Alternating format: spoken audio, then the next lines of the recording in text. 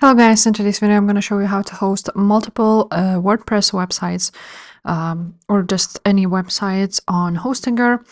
So as when you go to your Hostinger, and as you can see I already have here 3 websites, and what you have to do is actually connect a new domain and connect all of your domains, and you basically put them all into Hostinger.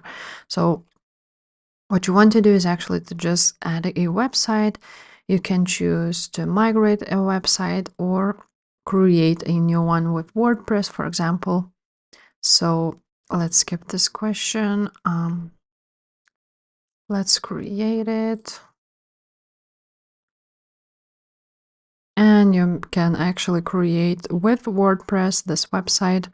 Now I'm just going to skip it and I'm going to go to my Namecheap, where I have a domain, purchased a domain from Namecheap, where basically you can buy a domain really cheap. So now, as you can see, it was registered. So you're just gonna click and confirm and verify your identity, basically.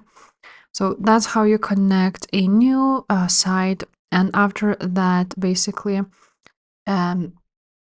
you will need to connect it to Hostinger and change the DNS settings.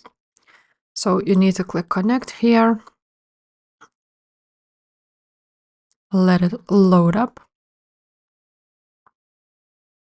For some reason it doesn't load up to me, but basically you will see new name servers, DNS servers, which you need to put into your Namecheap. So as you can see, there's name servers, and you're gonna click custom DNS, and you're gonna enter the name servers from Hostinger right here, and basically it will connect your site.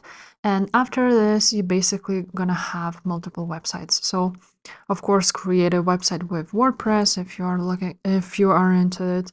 And yeah, if this video was helpful, please leave a like, subscribe to this channel, and I will see you next time. Bye.